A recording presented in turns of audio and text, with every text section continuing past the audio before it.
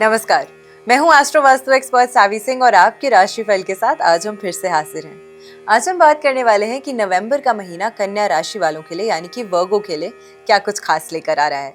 और क्योंकि हम ऑलमोस्ट साल के अंतिम चरण के पास पहुंच गए हैं, यानी कि साल खत्म होने में सिर्फ 2 ही महीने बचे हैं, ऐसे में सब लोगों के मन में उत्सुकता भी है और साथ में एक आशा भी है कि क्या जाते जाते ये साल आपकी किसी विशेष मनोकामना को पूरा कर सकता है या नहीं।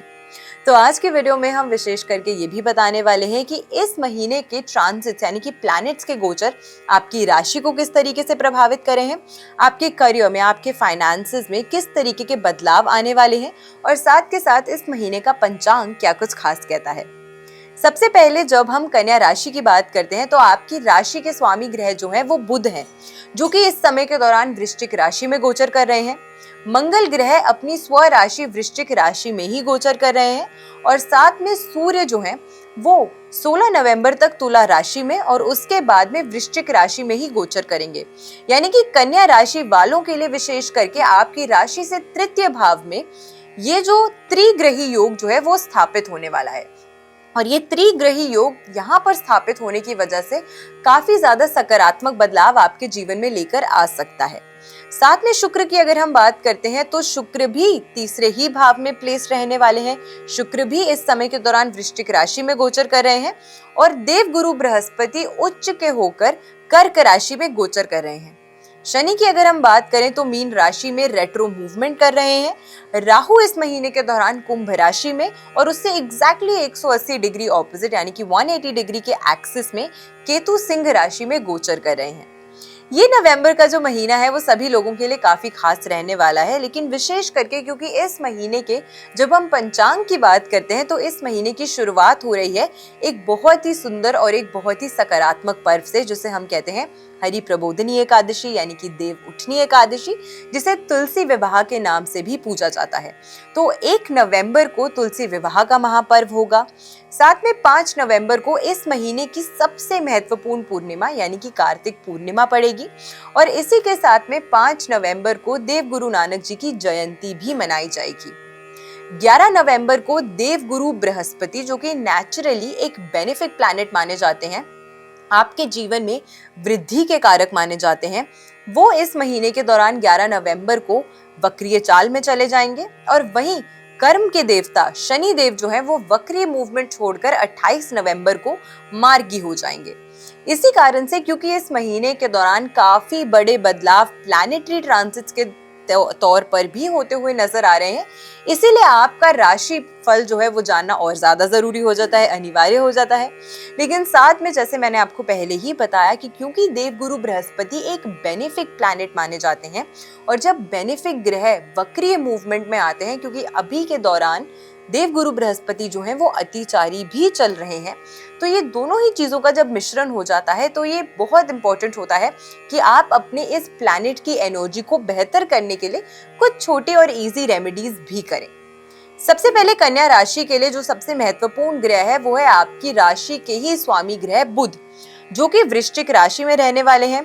7 नवंबर को वक्रीय हो जाएंगे वृश्चिक राशि में ही और 23 नवंबर को इसी वक्रीय मूवमेंट करते करते तुला राशि में फिर से गोचर कर जाएंगे, जो आपकी राशि से सेकंड हाउस को प्रभावित करेगा। यानी कि आपकी राशि के स्वामी जो हैं वो इस महीने के दौरान क्योंकि वक्रीय मूवमेंट में पराक्रम के भाव में गोचर कर रहे हैं, इसीलिए इस महीने के दौरान हो सकता है कि आपके अंदर थोड़ा सा कहीं ना कहीं एक लेजीनेस जो है वो आ सकता है, यानी कि अपना कार्य जो है वो आप समय से पूरा ना करें, उसमें कुछ नजरअंदाजी कर सकते हैं।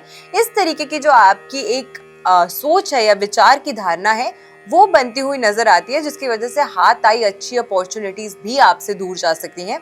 तो इसका आपको जरूर ख्याल रखना चाहिए। मंगल की अगर हम बात करते हैं तो वो तीसरे भाव में ही गोचर कर रहे हैं और मंगल का जो 3rd हाउस में ट्रांजिट होता है वो आपकी ऑल ओवर एनर्जी को अच्छा बूस्ट देता है, लेकिन क्योंकि आपके लग्न का स्वामी यहाँ पर पीड़ित हो जा रहा है, इसी कारण से एक्सटर्नल बूस्ट मिलने के बावजूद भी आपके अंदर से वो इंटरनल मोटिवेशन जो है वो नहीं आएगी।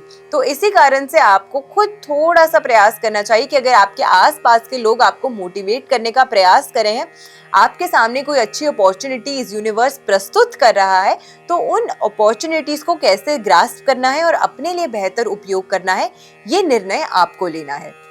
सूर्य की अगर हम बात करते हैं तो सूर्य इस महीने के दौरान द्वितीय भाव में यानी कि सेकंड हाउस में गोचर कर रहा है। पहले तुला राशि में रहेगा 16 नवंबर तक, जो उसकी नीचस्थ राशि है, और उसके बाद यहाँ से गोचर करके वो वृश्चिक राशि में ट्रांजिट कर जाएगा। अब वृश्चिक राशि में और तीसरे भाव में आपके लिए, जैसे मैंने पहले ही बताया, त्रिग्रही योग जो है वो स्थापित होगा, जो कि मंगल, शुक्र और सूर्य की युति से होने वाला है। ये युति जो है डायरेक्टली थर्ड भाव में होने वाली है आपके लिए, और ये युति जो है वो कहीं ना कहीं आपके लिए अच्छी अपॉर्चुनिटीज लेकर आएगा, लेकिन आपका थोड़ा सा ध्यान जो है वो भी इधर उधर भटकाते हुए नजर आएगा। तो अपने ध्यान को एक जगह केंद्रित कीजिए, अपने फोकस को बेहतर कीजिए, लेजीनेस को पीछे छोड़िए, और जो आपको अपॉर्चुनिटीज अच्छी प्राप्त होने वाली है इस महीने के दौरान, उसको पूर्ण तरीके से यूज करने का प्रयास कीजिए। इसी के साथ फॉरेन ट्रैवल या कहीं ना कहीं ट्रैवल के जरिए आपके कार्य जो है वो सिद्ध होते हुए भी इस महीने के दौरान नजर आते हैं। देवगुरु बृहस्पति की अगर हम बात करें तो वो आपकी राशि से एकादश भाव की राशि में इस महीने के दौरान गोचर कर रहे हैं और उच्च के हैं। एकादश भाव इच्छा पूर्ति का भाव भी है और लाभ का स्थान माना गया है। यहाँ पे जब नेचुरली बेनिफिक प्लैनेट देवगुरु बृहस्पति जो है वो गोचर करते हैं तो ये आपके जीवन में सकारात्मकता लेकर आता है, लेकिन क्योंकि 11 नवंबर से यहाँ पे देवगुरु बृहस्पति जो है वो रेट्रो भी हो जाएंगे, तो हो सकता है कि वो लोग जो प्रमोशन की, आगे कुछ रिकॉग्निशन की उम्मीद कर रहे थे, उसमें थोड़ी सी डिलेस का सामना आपको करना पड़ सकता है। लेकिन आपको चिंता नहीं करनी है। अपने देवगुरु बृहस्पति को कैसे आप बेहतर कर सकते हैं उसकी भी एक बहुत अच्छी रेमेडी हम आपके साथ आज की वीडियो में शेयर करेंगे। शनि की अगर हम बात करें तो वो सप्तम भाव में गोचर कर रहे हैं और वो भी रेट्रो मूवमेंट में गोचर कर रहे हैं। ऐसे में कहीं ना कहीं थोड़ा सा वो लोग जो विवाह के योग्य हैं उनके लिए कुछ विवाह संबंधित प्रस्ताव में डिलेज आने का जो एक रीजन है वो ये बन सकता है शनि की रेट्रो मूवमेंट। साथ में जो लोग ऑलरेडी मैरिड हैं उन्हें अपने पार्टनरशिप्स में, अपनी थोड़ी सी स्पाउस के साथ में अपनी अंडरस्टैंडिंग और कम्युनिकेशन बेहतर करने का प्रयास जो है वो जरूर करना चाहिए। राहु की छठे भाव में प्लेसमेंट, वो लोग जो बहुत ज्यादा समय से किसी न किसी प्रकार के रोग से पीड़ित चल रहे थे, परेशानी से पीड़ित चल रहे थे, उनको कुछ रिलैक्सेशन मिलती हुई नजर आती है। साथ में वो लोग जो किसी कंपेटिटिव एग्जाम में सोच रहे हैं कुछ आगे करने का, उनके लिए ये जो समय है वो अच्छा है, लेकिन अगेन आपको डिफोकस नहीं होना है। आपको अपना फोकस जो है वो बरकरार रखने का प्रयास खुद से करना है। केतु 12वें भाव में होने के कारण हो सकता है कि पति पत्नी के वैवाहिक सुख में कुछ कमी जो है वो दे सकता है मिसअंडरस्टैंडिंग्स की वजह से। तो लाइक आई सेड बिफोर, जो आपके जीवन में मिसकम्युनिकेशंस हो रही हैं या परेशानियां हो रही हैं, उन मिसअंडरस्टैंडिंग्स को आप बेहतर तरीके से अपने पार्टनर के साथ कम्युनिकेट करके अपने संबंधों को और ज्यादा बेहतर करने का आपको प्रयास जो है वो खुद से जरूर करना चाहिए। नवंबर में ये जो महीना है आपके लिए आत्मचिंतन का भी है, खुद को और बेहतर तरीके से समझने का है, अपने गोल्स को बेहतर तरीके से सेट करने का है और अपने फोकस को फिर से इम्प्रूव करने का ये जो समय है वो बहुत इंपॉर्टेंट हो जाता है।